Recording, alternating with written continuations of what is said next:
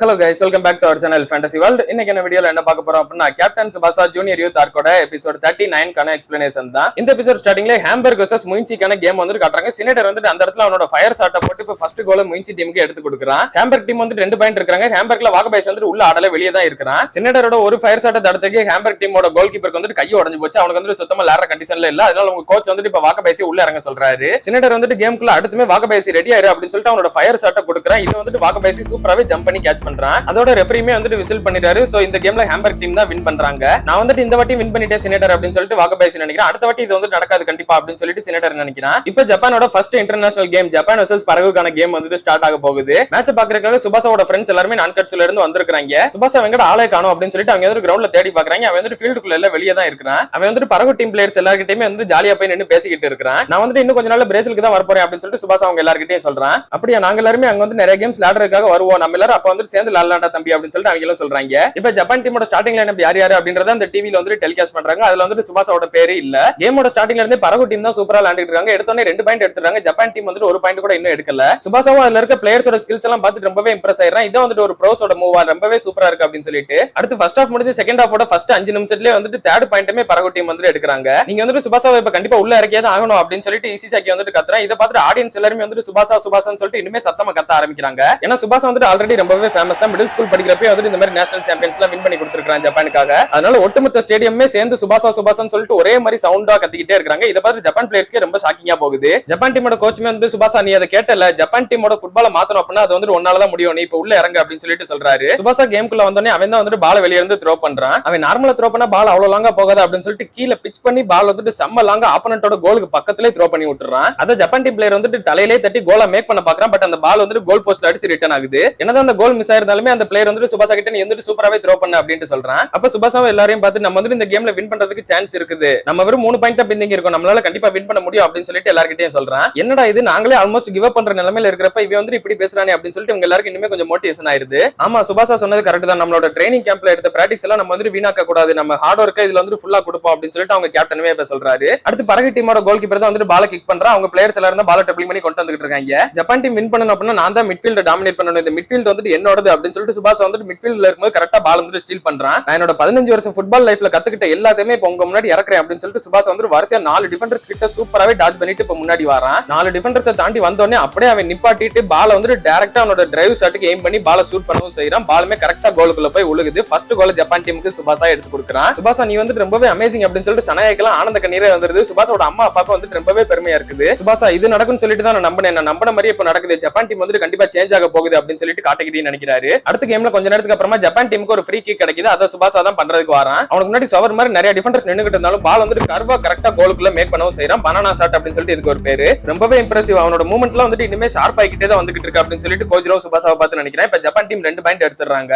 அடுத்த ரலியில Japan team player ஒருத்தன் சூப்பராவே பால் triple பண்ணி கொண்டு வந்து லாங் பாஸா சுபாசா கிட்ட கொடுக்குறான். சுபாசா வழக்கம் போல அவனோட சிக்னேச்சர் மூவ் ஆன ஓவர் ஹெட் கிக்க கொடுக்குறான். பெர்ஃபெக்ட்டான டைமிங்ல கிக் பண்ணி சுபாசா வந்து தேர்ட் பாயிண்டா ஜப்பான் டீமுக்கு அவனோட ஓவர் ஹெட் கிக் மூலமா எடுத்து கொடுக்குறான். சுபாசா அவனோட ஃபர்ஸ்ட் கேம்ல ஹேட்ரிக் மேக் பண்ணி எல்லாருமே ரொம்பவே இம்ப்ரெசிவ் ஆக்கிட்டான். இப்ப இந்த கேமே வந்து கம்ப்ளீட் ஆகுது. கேம் வந்து டைல தான் முடிஞ்சிருக்குது. கோல் வந்து 3-3 சொல்லிட்டு. ஆனா சுபாசா இல்ல அப்படின்னா கேம் டைல கூட முடிஞ்சிருக்காது. ஜப்பான் டீம் வந்து ஒன் சைடாவே தோத்து இருந்திருப்பாங்க. அன்னைக்கு ஜப்பானோட நியூஸ் பேப்பர்ல சுபாசா தான் வந்து ஃப்ரண்ட் பேஜ்ல இருக்கிறான். அவனோட படத்தை தான் போட்டு வச்சிருக்காங்க. அடுத்து இப்படியே கொஞ்ச நாள் ஆகுது. நான்கட்ஸ் பிளேயர்ஸ் எல்லாரும் வந்து அவங்களோட ஹை ஸ்கூலுக்கான என்ட்ரன்ஸ் எக்ஸாம் எழுதி முடிச்சிருக்காங்க. அதுக்கான ரிசல்ட் வந்து இன்னைக்கு வரப்போகுது. நான் வந்து ஒழுங்காவே எழுதலையா, நான் கண்டிப்பா பாஸ் ஆகவே மாட்டேன், என்னால நான்கட்ஸ் ஹை ஸ்கூலுக்கு போக முடியாது போலயே அப்படின்னு சொல்லிட்டு இசிசாக்கி புலம்பிக்கிட்டே வந்துகிட்டு இருக்கான். எல்லாருமே ஸ்கூல்ல வந்து ரிசல்ட் பாக்குறாங்க. நான்கட்ஸ் மிடில் ஸ்கூல்ல படிச்ச ஃபுட்பால் பிளேயர்ஸ் எல்லாருமே வந்து ஹை ஸ்கூலுக்கு செலக்ட் ஆயிட்டாங்க. இசிசாக்கியோட பேரை மட்டும் அங்க காணோம். அதே மாதிரி உராபே வந்துட்டு ஐயோ என்னோட பேருமே காணுமே அப்படின்னு சொல்லிட்டு பதறா. இவங்க 2 பேரோட பேர் மட்டும் தான் இல்ல அப்படின்னா நாங்க வந்து ஃபெயில் ஆயிட்டோமா அப்படின்னு சொல்லிட்டு இவங்க 2 பேருமே வந்து அப்செட்டா இருக்காங்க. அந்நேர டாக்கி வந்துட்டு அந்த சைடு பாருங்க நாங்க கொஞ்சம் வெயிட் லிஸ்ட் பேர்லாம் போட்டு வச்சிருக்கோம் அப்படின்னு சொல்லிட்டு சொல்றான். இவங்களுமே போய் அந்த வெயிட்டிங் லிஸ்ட்லயாவது பேர் இருக்கு அப்படின்னு சொல்லிட்டு பாக்குறாங்க. இவங்க 2 பேரோட பேருமே அந்த வெயிட்டிங் லிஸ்ட்ல தான் இருக்குது.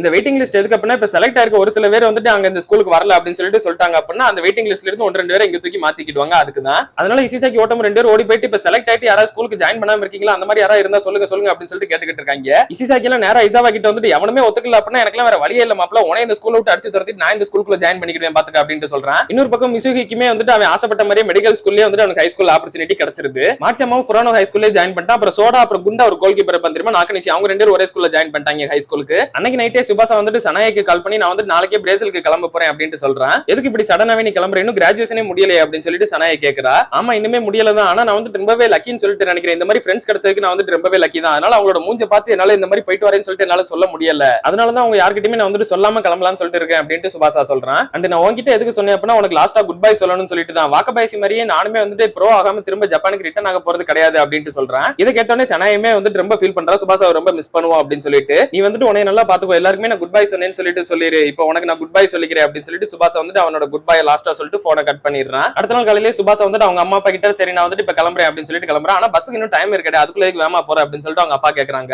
இல்ல நான் வந்துட்டு போற வழியில அப்படியே நான்கட்ஸ் ஸ்கூல் என்னோட பழைய மெமரிஸ்ல நான் கொஞ்சம் சுத்தி பார்த்துட்டு அப்படியே போகணும்னு சொல்லிட்டு ஆசைப்படுறேன், அதனாலதான் அப்படின்னு சொல்லிட்டு சுபாஷா இப்ப கிளம்புறான். சுபாஷா போனதுக்கு அப்புறம் அவங்க அம்மா அப்பா வந்துட்டு லைட்டா ஃபீல் பண்ணதான் செய்யறாங்க. அந்நியாரம் அவங்க அம்மா வந்துட்டு சரி சுபாஷா கிட்ட நம்ம இந்த சீக்கிரட்டை சொல்ல வேணாமா, நமக்கு வந்துட்டு இன்னொரு பையன் பறக்க போறது அப்படின்னு சொல்லிட்டு சொல்றாங்க. அதெல்லாம் ஒண்ணு நம்ம சொல்ல வேணாம், சுபாஷா ரிட்டர்ன் வரப்ப நம்ம 3 பேரா இருப்போம்ல, அதை பார்த்துட்டு அவன் சர்ப்ரைஸ் ஆகட்டும் அப்படின்னு சொல்லிட்டு அவங்க அப்பா சொல்றாரு. சரி ஓகே அப்படின்னு சொல்லிட்டு அவங்க அம்மாவும் சொல்றாங்க. நீ வந்துட்டு பையன் நான் சொன்ன எப்படி நீ வந்துட்டு பையன் அவ்வளவு கேரண்டியா சொல்ற அப்படின்னு சொல்லிட்டு அவங்க அப்பா கேக்குறாங்க. ஆமா நமக்கு வந்துட்டு இன்னொரு ஃபுட்பால் பிளேயர் தான் கண்டிப்பா வரப்போறான் அப்படின்னு சொல்லிட்டு அவங்க அம்மா சொல்றாங்க. ஓ அப்படியா, அப்படின்னா நம்ம வந்துட்டு இன்னொரு ஃபுட்பால் வாங்கணும் போலயே அப்படின்னு சொல்லிட்டு அவங்க அப்பா சிரிச்சுக்கிட்டே சொல்றாரு. சுபாஷாவும் பால ட்ரிப்ளிங் பண்ணிக்கிட்டே இப்ப நான்கட்ஸோட பிச்சுக்கு வரான். ஃபர்ஸ்ட் டைம் அவன் வந்து இந்த பிச்சில தான் வந்துட்டு எல்லாருமே மீட் பண்ணிருப்பான். அங்க வந்துட்டு அவன் எல்லாரும் கூட இருந்த மெமரிஸையும் நினைச்சு பாக்குறான். அடுத்து அப்படியே வாக்கபாயசியோட வீட்டுக்கு போறான். அங்க வந்துட்டு அவனோட டாக் இருக்குது, அந்த நாய் கிட்ட வந்து பாய் சொல்லிட்டு இப்ப அங்க இருந்தும் கிளம்புறான். அடுத்து நான்கட்ஸோட எலிமெண்டரி ஸ்கூல் பசங்க பிராக்டிஸ் பண்றத பாக்க, எலிமெண்டரி ஸ்கூல்ல இவனுக்கு கோச்சா இருந்தாரு தெரியுமா, அவர் தான் வந்துட்டு இப்பவும் கோச்சா இருக்காரு. அந்த கோச்சுக்குமே வந்துட்டு தேங்க்யூ சொல்லிட்டு அங்க இருந்து கிளம்புறான். அடுத்து போற வழியில மிசாகியோட அப்பா வந்துட்டு மவுண்ட் ஃபூஜி வரைஞ்சிட்டு இருக்காரு, அவரை கிராஸ் பண்ணிட்டு போறான். அதுக்கப்புறமா நான்கட்ஸோட மிடில் ஸ்கூலுக்கு போறான். அங்க அவனோட மிடில் ஸ்கூல் கோச்சுக்குமே வந்து எல்லாத்துக்குமே ரொம்பவே தேங்க்யூ கோச் அப்படின்னு சொல்லிட்டு தூரத்துல இருந்து நினைச்சுக்கிட்டு அங்க இருந்தும் கிளம்புனா. சுபாஷா இப்ப பஸ் ஸ்டாண்டுக்கு பக்கத்துல வந்தோடனே பார்த்தா அவன் ஒரு ஷாக்கோட அப்படியே வந்துட்டு ஸ்டாப் ஆகுறான். என்னடா சொல்லிட்டு பார்த்தா ஆப்போசிட்லயே சனாயை வந்து நிக்கிறா. என்னை மன்னிச்சிரு, நீ சொல்லாம நான் வந்துட்டு உன்னை பாக்குறதுக்காக வந்துட்டேன் அப்படின்னு சொல்லிட்டு சனாயை சொல்றா. இல்ல எனக்கு இப்பதான் ரொம்ப சந்தோஷமா இருக்கு அப்படின்ட்டு சுபாஷா சொல்றான். இந்த இதை வச்சுக்கோ, நான் வந்துட்டு உனக்காக ஃபுட்பால் ஷூஸ் வாங்கினேன், இது வந்துட்டு உனக்கு பெர்ஃபெக்ட்டாவே இருக்கும் அப்படின்னு சொல்லிட்டு சனாயை வந்துட்டு அந்த ஃபுட்பால் ஷூ ஒரு கிஃப்டா கொடுக்குறா. தூரத்துல இப்ப சுபாஷாவோட பஸ்ஸுமே வந்துகிட்டு இருக்கு. அந்நேரம் சுபாஷா வந்துட்டு அவனோட ஃபுட்பால் எடுத்து சனாயை கிட்ட கொடுத்துட்டு சரி நான் இப்ப போயிட்டு வரேன் அப்படின்னு சொல்லிட்டு கிளம்புறான். சுபாஷா பஸ் ஏற போகும்போதே சனாயை வந்துட்டு சுபாஷா நீ வந்து உன்னோட ட்ரீமை உண்மையாக்கிற அப்படின்னு சொல்லிட்டு சந்தோஷத்தோட அழுதுகிட்டே சொல்றா. இதை கேட்டு சுபாஷாவும் கண்டிப்பா நான் நிறைவேற்றியே காட்டுவேன் அப்படின்ற மாதிரி நிக்கிறான். சுபாஷா வந்துட்டு இப்ப பஸ் ஏறி ஜப்பான்ல இருந்து கிளம்பிடுறான். அப்படியே அவன் ஏர்போர்ட்டுக்கு போயிட்டு அங்க இருந்து பிரேசிலுக்கும் போயிடுறான். பிரேசிலுக்கு வந்த உடனே சனாயை கொடுத்த ஷூவை தான் வந்துட்டு ஃபர்ஸ்ட் இப்ப மாட்டிக்கிட்டு ஃபீல்டுக்குள்ள பிராக்டிஸ் பண்றதுக்காக ரொபெர்டோ பாக்குறதுக்காக வரான். அங்க ரொபெர்டோ ஆல்ரெடி அவனுக்காக காத்துக்கிட்டு இருக்காரு. பால் வந்து கரெக்டா சுபாஷா கிட்ட அவர் தூக்கி போடுறாரு. சுபாஷாவும் பால வாங்கிட்டு நிக்கிறான். அப்படியே ரொபெர்டோ அவரோட கண்ணாடி கழட்டி போட்டு சுபாஷா கூட சேர்ந்து விளையாட ஆரம்பிக்கிறாரு. இவங்க ரெண்டு பேருமே சூப்பரா ட்ரிப்ளிங் பண்ணி கொண்டு வந்துட்டு இருக்கப்ப ரொபெர்டோ வந்துட்டு பால கிக் பண்றாரு. அது கோல் போஸ்ட்ல அடிச்சு அப்படியே ரிட்டர்ன் ஆகுது. சுபாஷா எங்க இருந்து ஆரம்பிச்சதோ அங்க இருந்தே இந்த கதையை முடிக்கிறான். அவனோட சிக்னேச்சர் ஷாட் ஃபர்ஸ்டா கத்துக்கிட்ட ஷாட் அந்த ஓவர் ஹெட் கிக்க வச்சு இங்க வந்துட்டு பால வந்துட்டு ஸ்கோர் பண்றான். இதோட கேப்டன் சுபாஷா ஜூனியர் யூத் ஆர்க் வந்துட்டு கம்ப்ளீட் ஆகுது.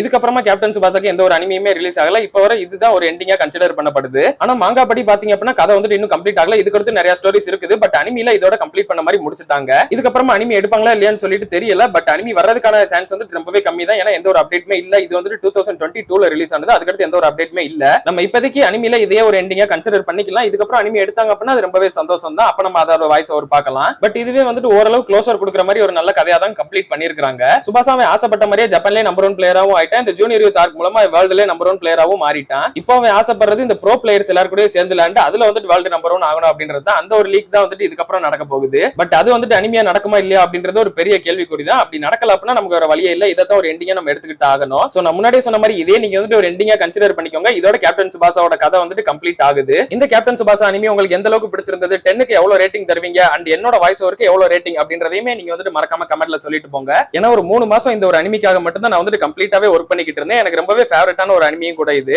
ரொம்பவே லாங் ப்ராசஸா ரொம்ப நாள் நான் வந்துட்டு ஒர்க் பண்ண ஒரு அனிமி. அதனால இதோட ரிவ்யூ வந்துட்டு உங்ககிட்ட கேட்கணும்னு சொல்லிட்டு ஆசைப்பட்டேன். அதனால மறக்காம எல்லாருமே கமெண்ட்ல சொல்லிட்டு போங்க. அடுத்து இதே மாதிரி ஒரு நல்ல தரமான ஸ்போர்ட்ஸ் அனிமியோட நான் வந்துட்டு உங்களை சந்திக்கிறேன். அதில நீங்க தொடர்ந்து பார்க்கணும்னு நினைச்சீங்க அப்படின்னா மறக்காம நம்ம சேனலை சப்ஸ்கிரைப் பண்ணி சப்போர்ட் பண்ணுங்க. நான் உங்களுக்கு இன்னொரு நல்ல வீடியோல வந்து மீட் பண்றேன். Bye guys.